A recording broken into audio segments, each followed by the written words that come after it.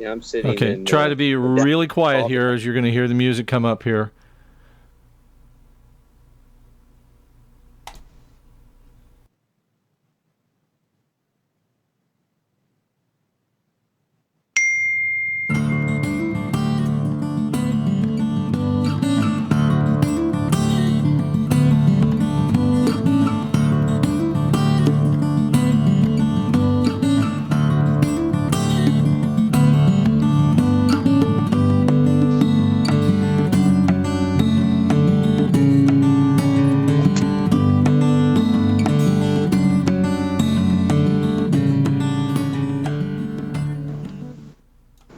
And greetings. Welcome to The Dividing Line. My name is James White, coming to you from the Master's Seminary in Southern California right now. And what we are attempting to do, I'm not sure if it's going to work real well, but we're going to give it a shot, is, of course, the Southern Baptist Convention is going on right now.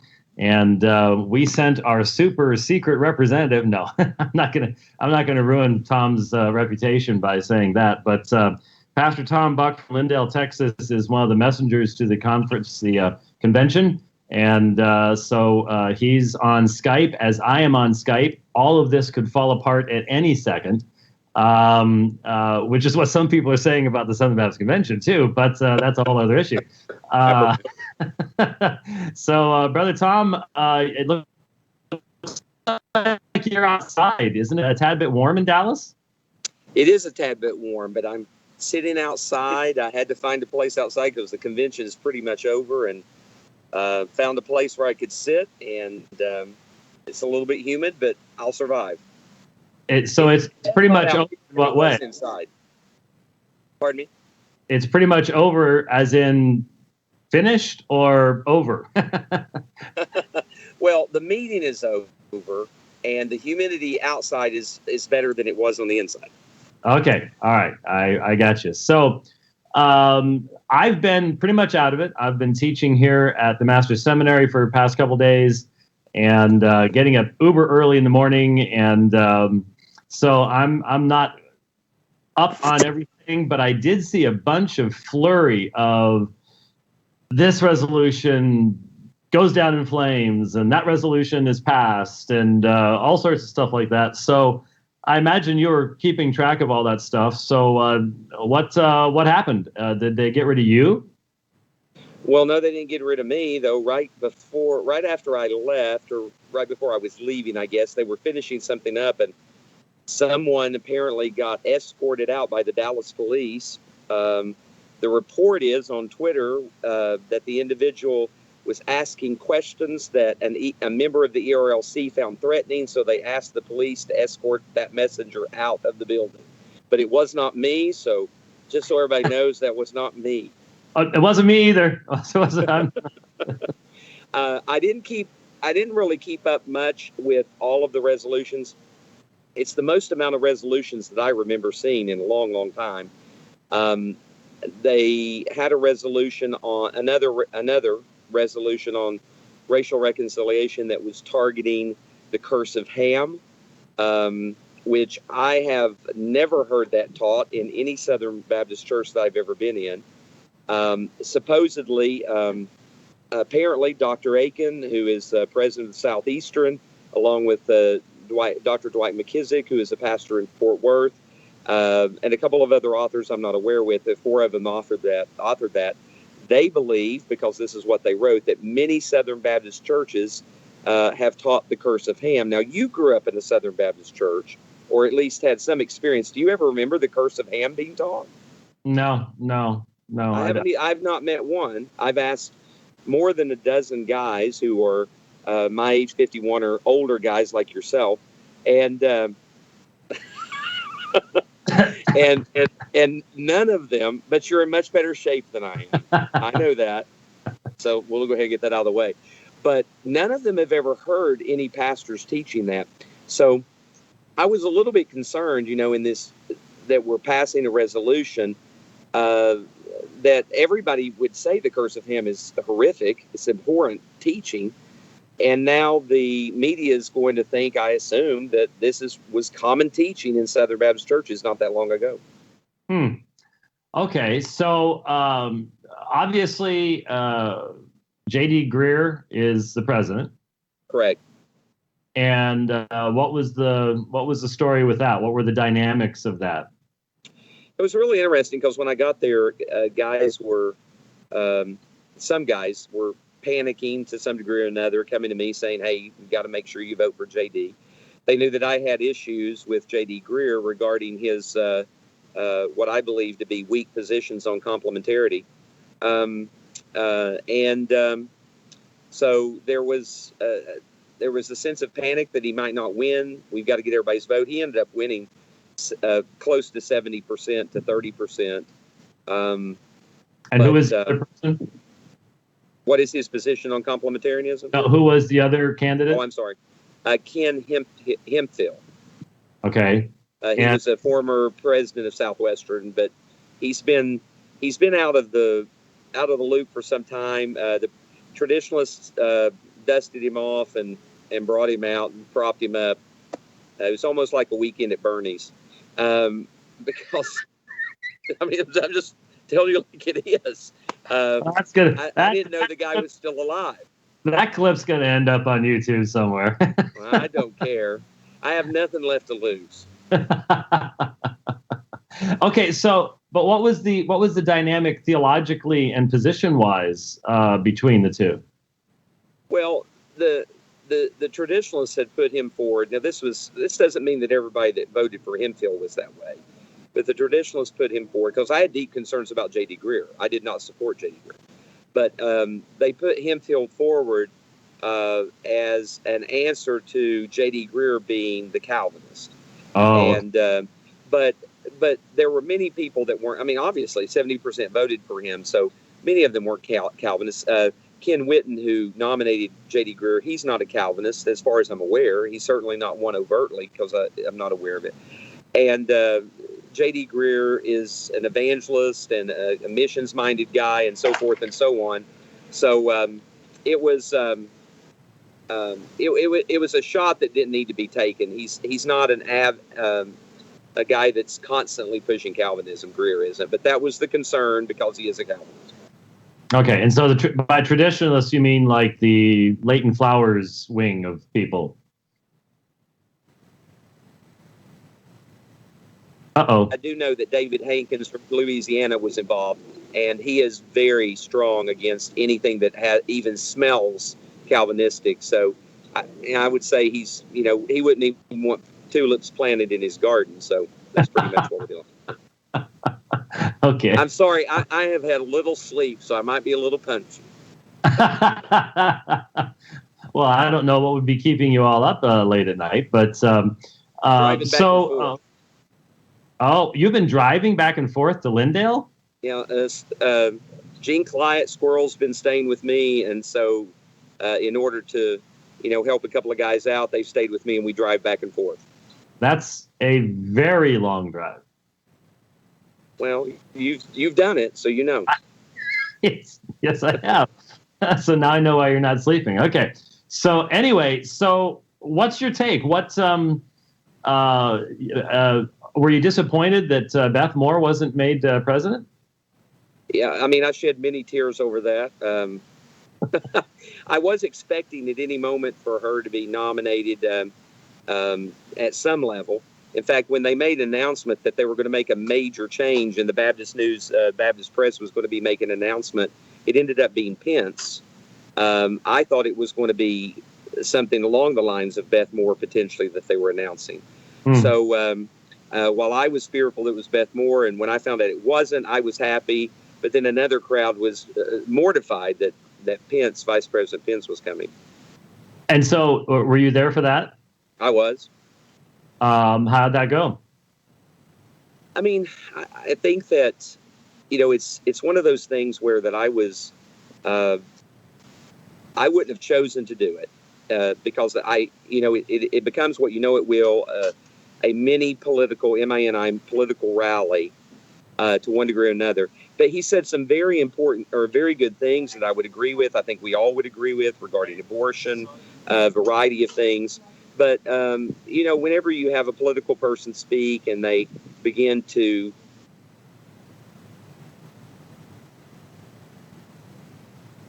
as Trump is, it's going to be a difficult thing in a religious setting. So that there were two sets of people that were ecstatic by everything he said, and then there were people that were just angry and had their arms crossed. And there was a guy that was booing him behind me. Oh, really? He booed him. Yeah. Wow. Trump was mentioned. Boo. That's what it's like. It was weird, but anyway. Okay. All right. So, what about on the resolutions front? Was there anything significant? I mean, obviously, everyone is coming into this thing with Southwestern and Paige Patterson and the Pressler trial and all this stuff front and center.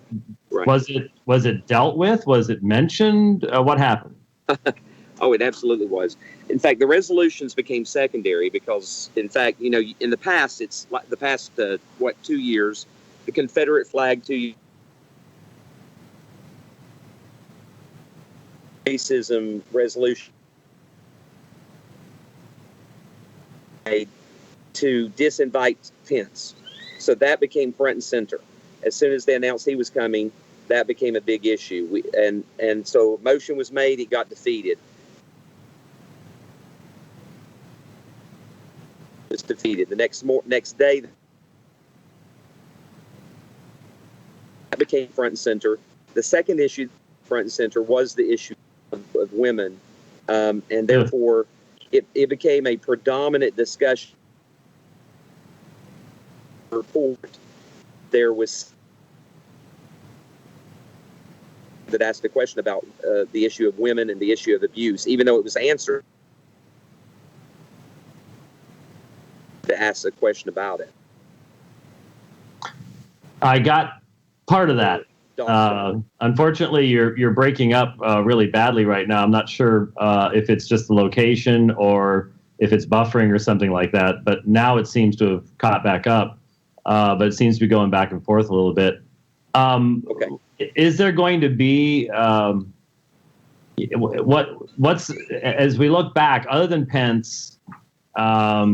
What's going to be the takeaway? I mean, from your perspective, is it more stuff that's still got to be dealt with in the future, or is this going to be remembered as the convention that meaningfully dealt with things, or what?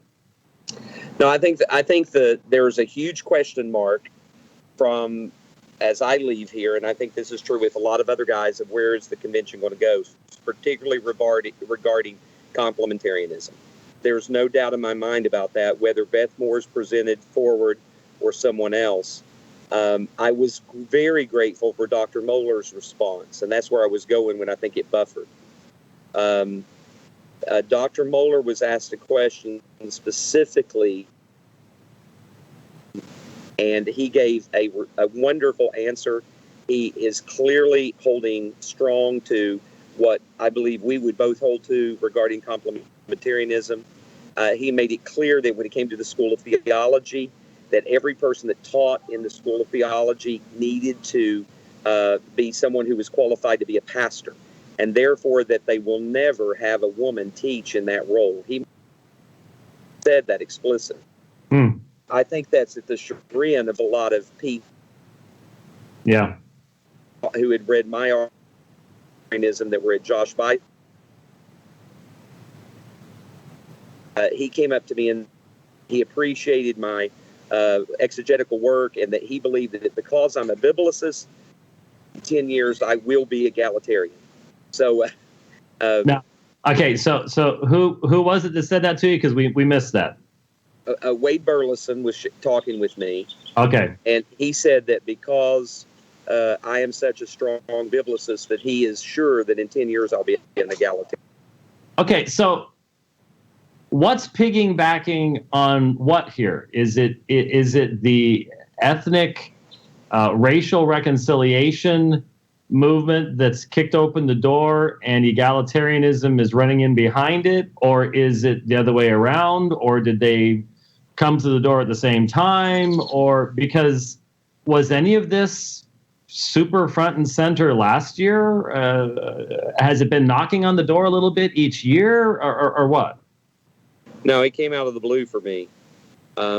That's why I was so shocked when people were talking that way so quickly. So I do think it is, I think it's the next car in the train.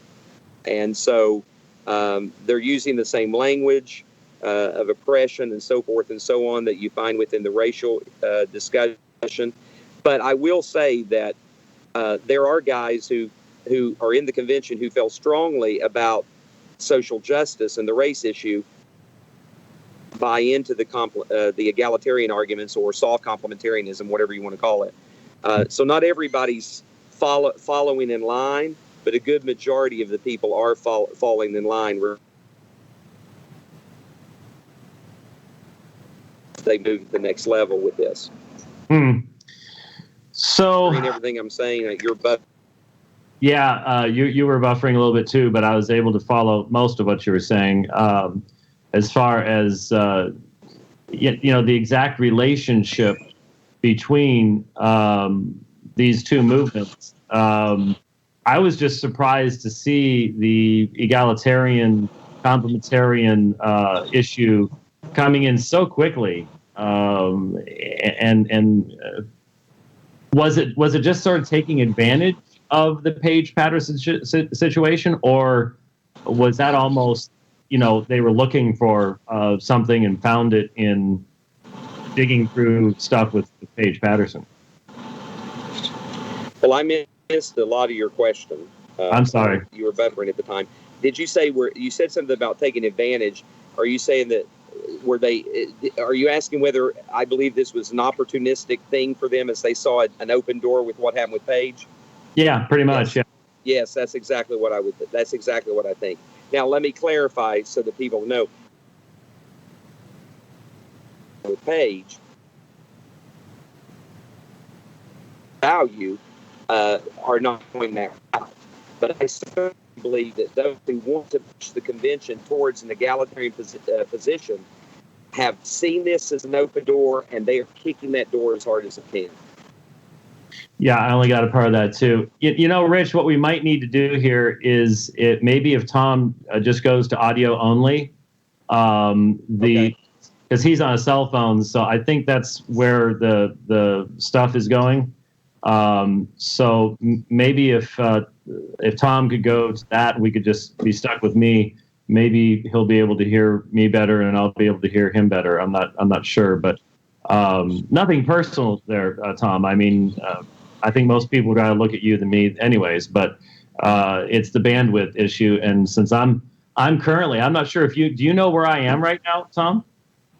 I believe I do know where you are. I think you are in one of the most wonderful places on earth, which would be Dr. MacArthur's office. Is that correct?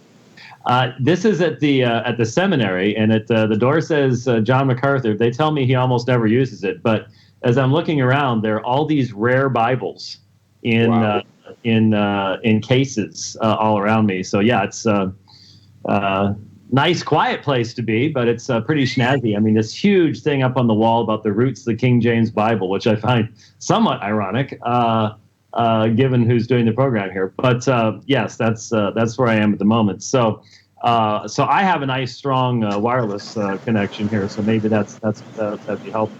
So what I had asked was, and you seem to indicate that yes, that you do feel there was hey, we have an opportunity type thing here. Now, was Patterson even at the meeting? No, it's first time in 60 years. Wow, that's a change. It was. There's no doubt that, and it was a felt change. I didn't see. There were Southwestern people there, but they're not the same ones that I normally see. I think they were probably there, but they weren't prominent. And let me go back to repeat what I said earlier, so it's clear. I don't believe that everybody that was concerned with what happened with Paige Patterson is. We all are concerned about that. We're all concerned about the value of women. And therefore, it's not everybody that's concerned is trying to move towards egalitarianism, but there is a crack in the door, and they're kicking that door as hard as they can to knock it down, and it's evident of that. So who's gonna lead the resistance? Well, I don't know, because I know this, and I want to be very careful about how I say this, but I do know that there is a very threatening environment within the SBC that if you speak out on this and you're anyone of importance, it's a dangerous environment right now. Yeah. I know that firsthand, but the thing is with me, they don't have anything that I want, and I don't have anything they can take from me. Right. But that's not true of everybody that is involved in this. That's right. Yeah, that is something that's extremely troubling. The evidence that has been brought forward on a number of fronts that I've heard both publicly and privately, where if you dare engage the subject and you are at all involved with any of the Southern Baptist entities, the 11th commandment comes into full force, and you are threatened immediately. So, yeah, that's not a good environment for meaningful debate to be taking place. No two ways about it. But normally these things only go one direction. Is it only going one direction? I mean, is it also going the other direction to where the people promoting this stuff are getting shut down? It doesn't sound like it. No, of course it's not. And let's just be honest. JD Greear is president, and I respect him for many, many things. But this is one area that deeply concerns me. He has been very vocal and open about his view on the role of women. And in his own writing in 2015, he's published from his church has put up on their website, that the only thing that they think a woman cannot do is teach, and this is a quote, in an elder-like way. So, an elder-like way. Mm-hmm. So he described. Go ahead. So, in the context of the stated worship services of the church. Correct. Although he would even allow a woman to speak, and even he said it's a very fine line of defining what the sermon is. So he says if he has a woman like he did a few years ago, had Elise Fitzpatrick come and speak, he makes sure to get up at the end to do the final application, so everybody and kind of wrap it all together so people know that he's the elder and she's not. So that's what he means by an elder-like way. He never wants to confuse the sermon being given by a woman when it really ought to be the elder. It's very convoluted, to be honest with you. It's not even walking a tightrope to me. I think he just might as well just go the whole way. But he believes that teaching and authority, that the word for authority there is modifying teaching. Now, we both know that's not exegetically possible. It's not grammatically possible in 1 Timothy 2:12. It's not about teaching in a way that's authoritative.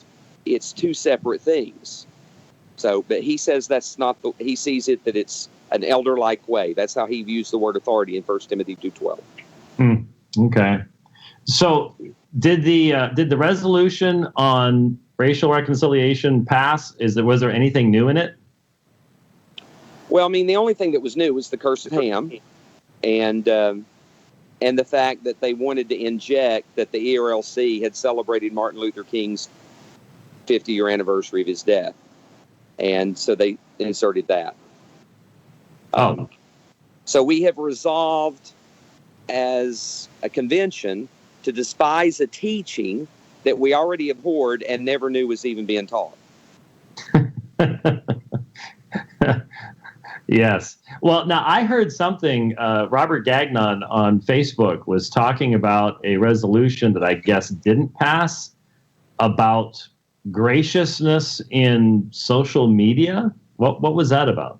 Well, see, I missed that one. I thought it did pass, so I'm glad to hear that it didn't. I wasn't in there when that occurred. Particular one, I thought it did pass. It was, I did, I figured it would. I'm glad it didn't, based on what its wording was. But we certainly should be gracious in social media. But it's this continued wanting to shut us down to have any level of opposition. So.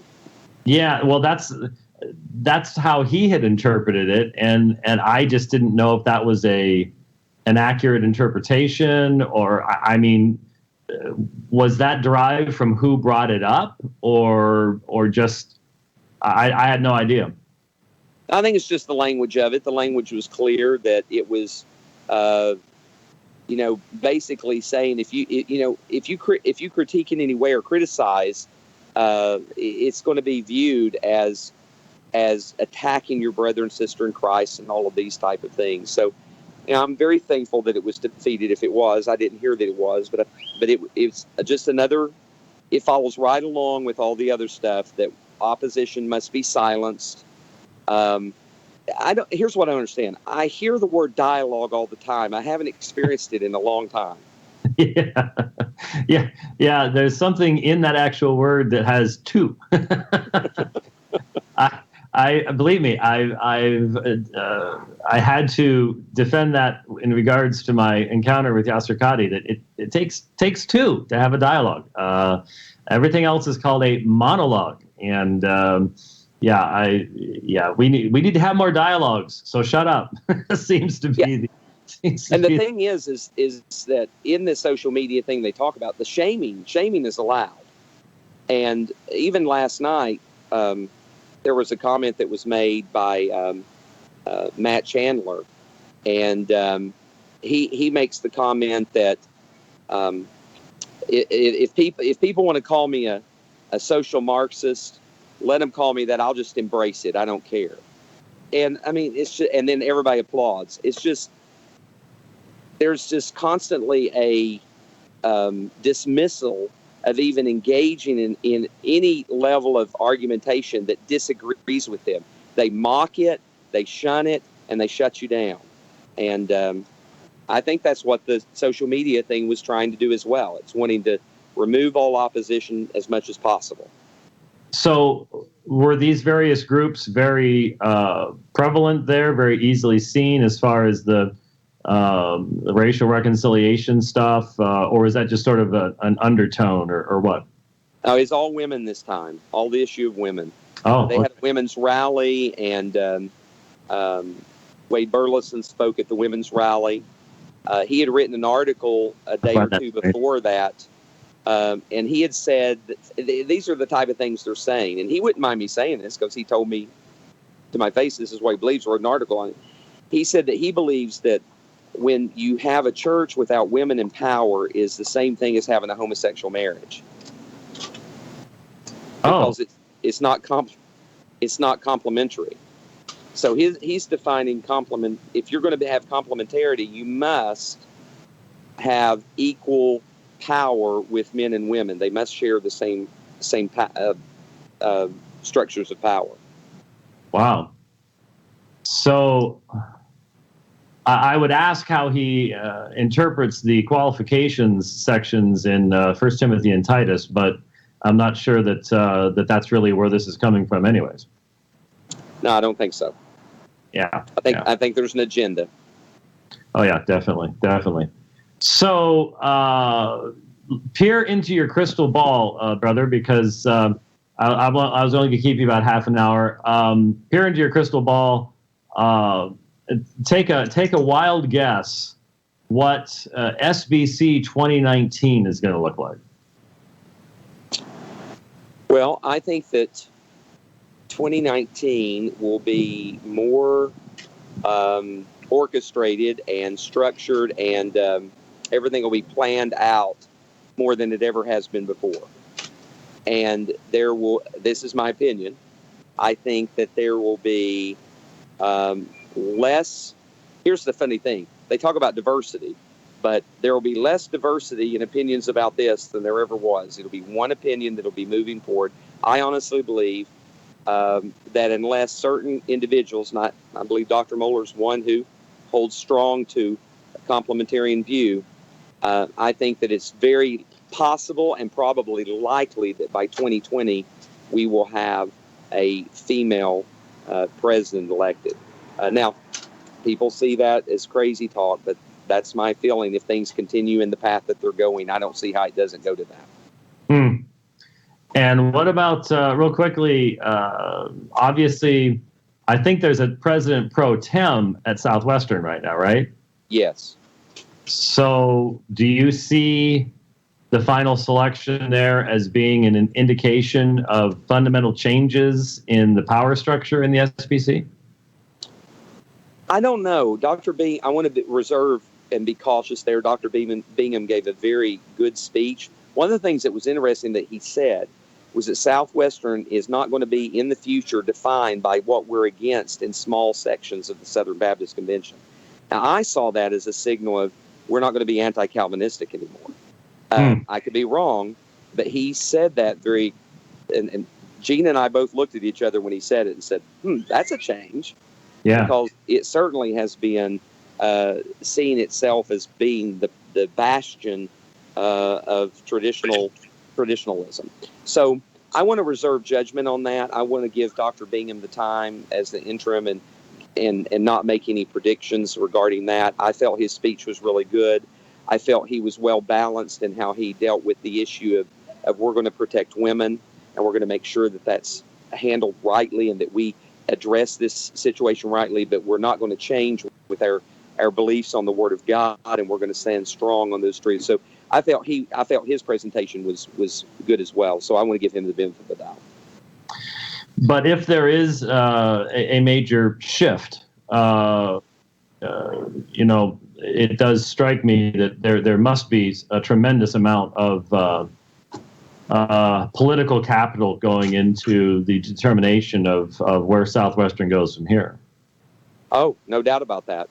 So at the end of the day, I will say this, yes. Whoever becomes president of Southwestern will be a flare shot into the air that is going to signal to us where the convention is going, if they're going in the direction I'm thinking. So I think that's something we need to keep our eye on for sure. Okay. All right.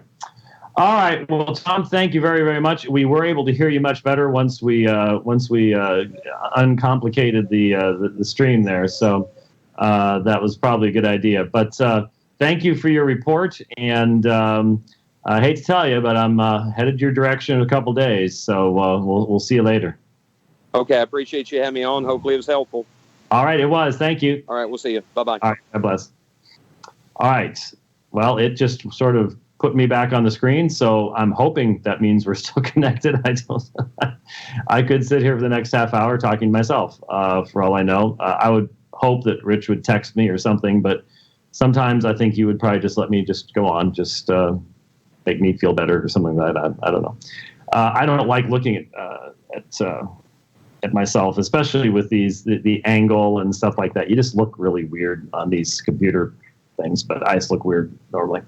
So let's shift our attention for the last part of the program here.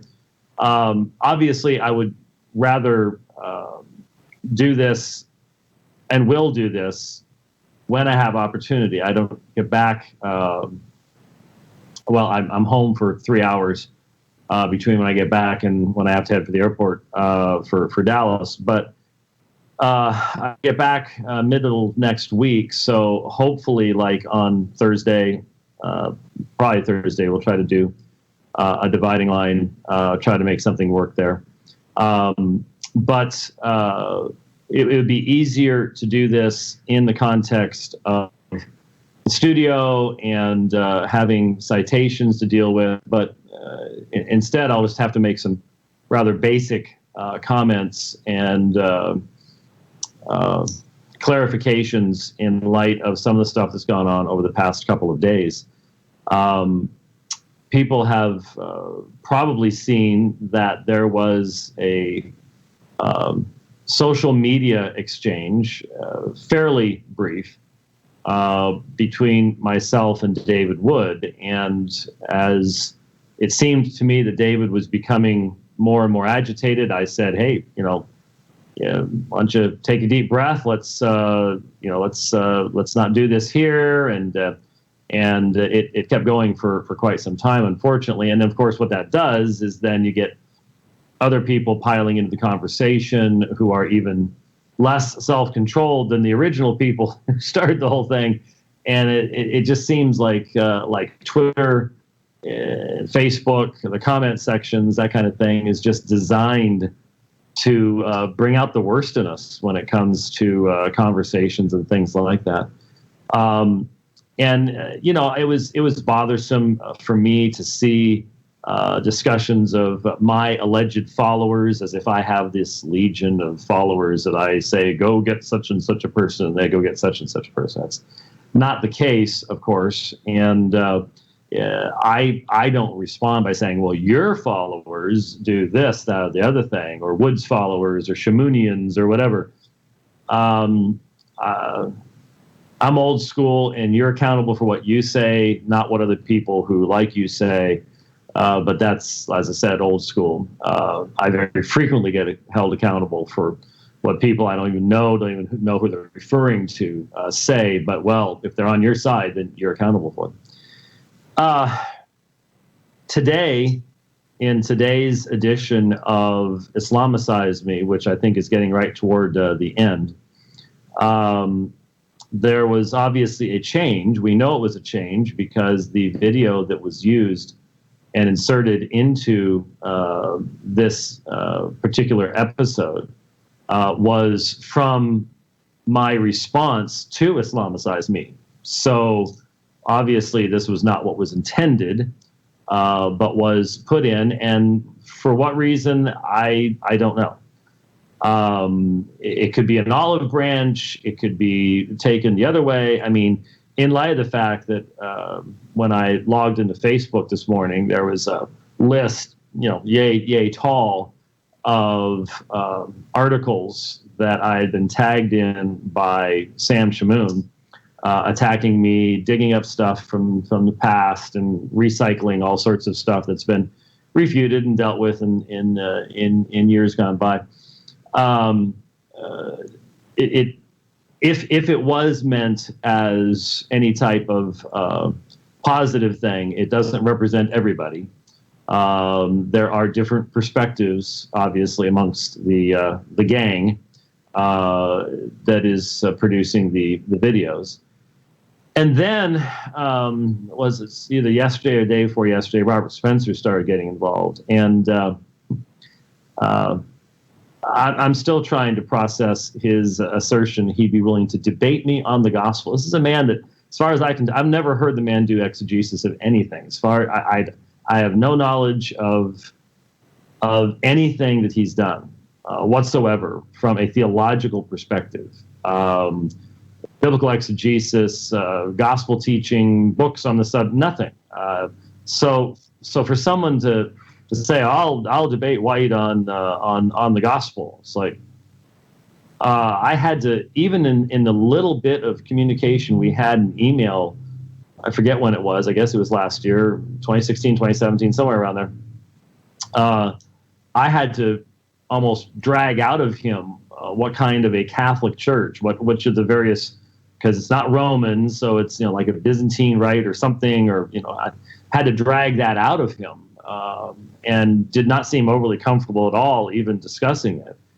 And so I'm just, aside from just the constant snide attacks and just, utilization of language, I said to Rich, don't even bother, because there's no one better at Twitter warfare in controlling the conversation, not truthfully, but through language, through, oh, you're implying this, or you're attacking me this way. I think one of the issues I think we're seeing here, and I think this is has relevance to both Sam and David as well. When you limit your exchanges primarily to the worst, most violent, angry elements of the other side, and you'll notice when you this isn't completely true of Sam, but it is with Robert and David. The primary religious group that they are opposed to and are dealing with is Islam. Sam will do some other small amount of other things with other groups. But for all of them, Islam is the primary thing. And when you then focus primarily upon the worst that the other side has to offer, the people that are violent. I mean, I've always been troubled, and I've expressed this concern in seeing David posting these vile threats against his life or his wife or his children or everybody. I've just always been, and especially the responses. Sometimes it's a gracious response, but often it's a let's escalate this type of response, a mockery type of response. And this has always concerned me. You may say, well, that's because you're a wimp. Okay, fine, if that's what you want to believe. But it concerns me because it creates a spiral.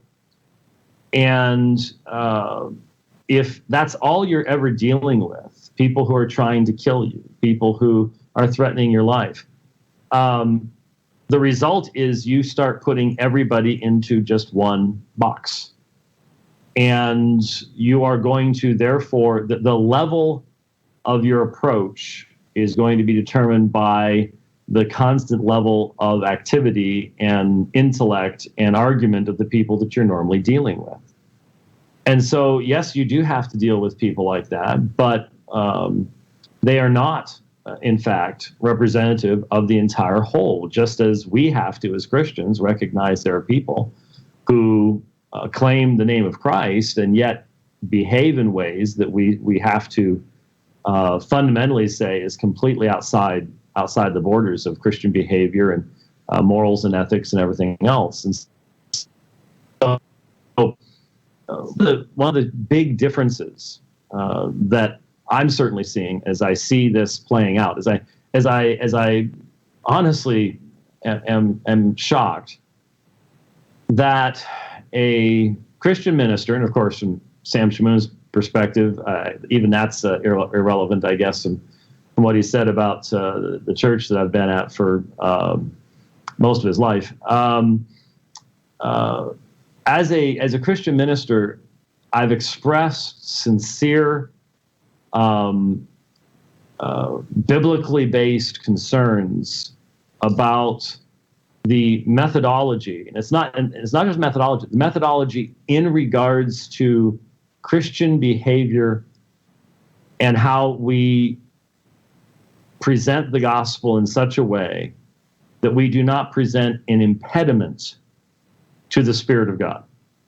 I mentioned, for example, that in the entirety of the response to me that was done by the guys, the three of the guys in Islamicize Me, the Holy Spirit was never mentioned. And no one pointed out to where I was wrong about that, and I listened to it more than once. The Holy Spirit was never mentioned. And all of this has cast a very sharp light on the fact that you have to have a clear understanding of why you're doing what you're doing. As I said, theology determines apologetics. And so if you believe, for example, that apologetics is done in the service of the church, then your view of the church is going to be very central, building up the church. When you evangelize a people, if you want to see them come out of a false religion, you don't want them just to come out of a false religion. You want to bring them into an understanding of the lordship of Christ, a life of repentance, and service and ministry in Christ's church. Alpha and Omega Ministries has had an extended, lengthy history of being committed to being servants to the church. We are not a church. We will not take place in the church, but our people have to be involved with the church. Being involved with the church has been one of the things that has helped to give me balance and resiliency, but a firm foundation. I think one of the greatest blessings for me is that even while doing apologetic work, I am, in August, for example, I'll be preaching most of the time in August. And so I have studied to be doing in Acts And since we preach verse by verse, we preach expositionally, exegetically, that really helps provide balance to anything else that I'm doing in the apologetic realm. I think it's vitally important. We have said this for a very, very long time. And I think this particular dispute has illustrated the difference between church servant apologetics and apologetics as an end unto itself. It was made very plainly clear that there are certain individuals who believe, hey, as long as you get people out of Islam, doesn't matter where they end up. Well, I suppose if people want to adopt, that's sort of how I've always viewed Robert Spencer's work, is primarily just anti-Muslim, anti-Islam. But that's not Christian ministry. It's not Christian apologetics. The gospel is what motivates the work of the church. That's the only message that has been given to the church, is the gospel. And you can say, well, this is preparatory work. Well, as long as it has anything to do with the gospel, then all those texts and what they say about how we are to comport ourselves and the words we're to use and our dependence upon the Spirit and the focus upon the gospel, even if it's preparatory, what that means is, let's say you're doing preparatory work for the gospel. Well, that means that the same mouth with which you are going to explain the self-giving of Jesus Christ, the love of God the Father, or even the reality of eternal judgments and separation from God and the punishment of sin, which is going to explain who the Lamb of God is, that very mouth is thereby constrained as to what can and cannot be said, so that there is a consistency under the guidance of the Holy Spirit in light of the revelation that's been given to us in the New Testament as to how we are to think and how we are to speak and how we are to act. There needs to be a consistency even in the preparatory work. Even if you're not actually addressing the gospel at that point, it's the same mouth and the same person that is eventually going to be the one speaking these truths. And so there needs to be a consistency there. So I don't see it, the church has been entrusted with a ministry of anti-anything. The elder is to refute those who contradict. We are to be able to respond to those who present falsehoods, either claim to be Christians or claiming some other truth other than Christ. We're to be able to respond to those things, but it's always a sub part. It is underneath the actual command of the church to present what's been given to us. The gospel is the power of God unto salvation. We have the word and the spirit. I'm a Reformed theologian. Word and spirit, word and spirit, word and spirit. That's what we've been given. And when we have that as our ultimate authority, I do not believe that it will result in us having the comfort to be able to engage in a mockumentary.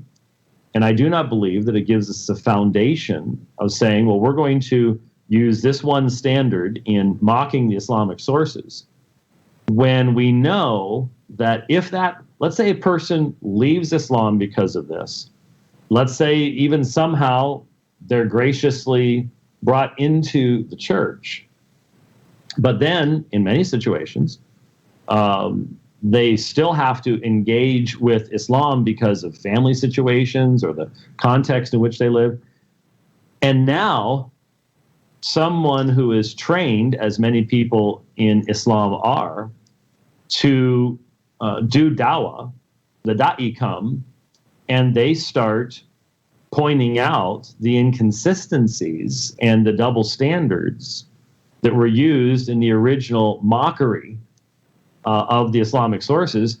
And this is, again, here's this whole thing I said before, the consistency thing. Now you're having to, on the one hand, say, well, we need to contextualize these things. You need to listen to the best of what we have. And here's responses based upon looking at what the context in the time was and what the religious beliefs of the day were. And this is the background of this part of the law that seems so out of place today. And this is the background of that part of the law. And we have to start doing all those things. And we didn't give that freedom in our mockumentary. And so now we're using a double standard. And this, to me, is highly problematic because my ultimate goal is to see people in the church growing in the grace and knowledge of the Lord Jesus Christ, serving Christ in that way, and raising their families, raising their children in the nurture and admonition of the Lord. And that requires the utilization of the highest standards of truth and truthfulness, fidelity to the message. And so what we've been, I showed one of the videos to one of the scholars here, who's also in the administration. And I almost felt dirty doing it, but we only had a brief period of time. And so I had to go for what was plain and obvious. And so just to look in his eye, I had to stop it. Okay. Like I said, there are some of them, there are some of the episodes, walked right up to the line and then sort of kicked some dirt over it. But there are others that just went so far beyond that that I don't even know how you defend it. Well, I do know how you defend it. You defend it by ignoring the clearly offensive, and not just offensive to Western Christians, but offensive to biblical standards of what we are to be saying, seeing, portraying. And you go, well, but the apostles did this, or the prophets did this, and you jump into a completely different context.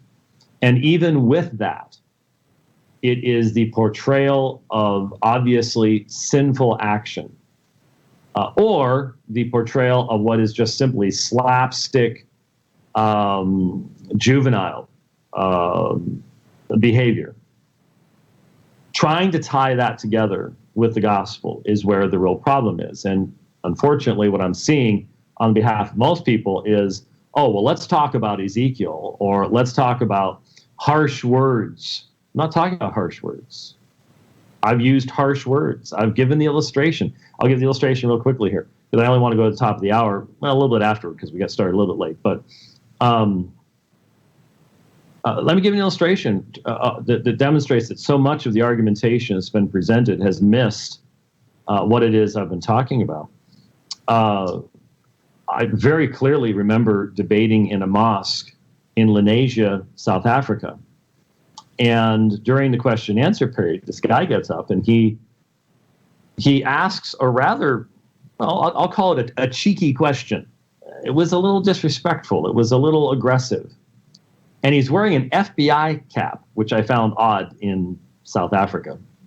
And so I felt that it was appropriate.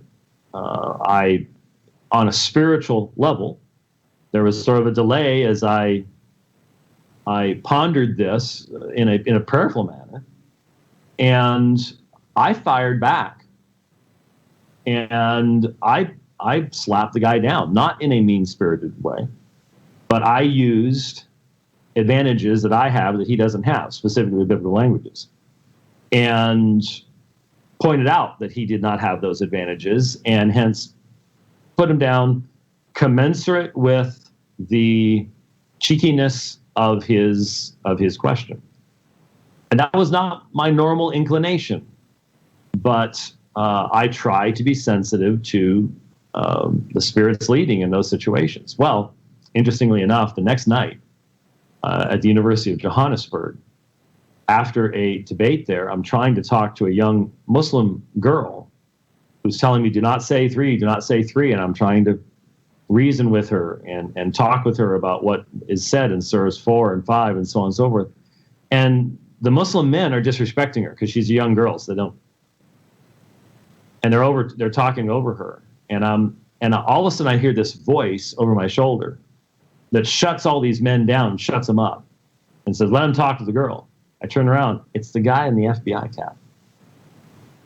In other words, the way I responded to him was exactly the way he needed to be responded to, with sharp, strong words. There is a place for those things. That's not the same thing as what we're talking about in so many of the Islamicize Me videos. But I mentioned the one. I mentioned the one on adoption. But even then, limiting it merely to the emotional, it could have been so much stronger when you use the power that's been given to us of the gospel message. You could have even done that part, but then have it continue into Ephesians 1 and Romans 8, and just, it could have been done, used what we've been given, rather than relying upon the emotional reaction to seeing your prophet mocked or put down. This is where the concern lies, even in that one video where you don't have like what you have with the breastfeeding video or the things in the mosque and things like that. So when we get back, there have been things. I'm assuming that Sam Shamoun will continue to post things and continue his attacks. They're vicious personal attacks, and very few people take them seriously. I understand that, but there are some things that, again, could be made into a teachable moment. But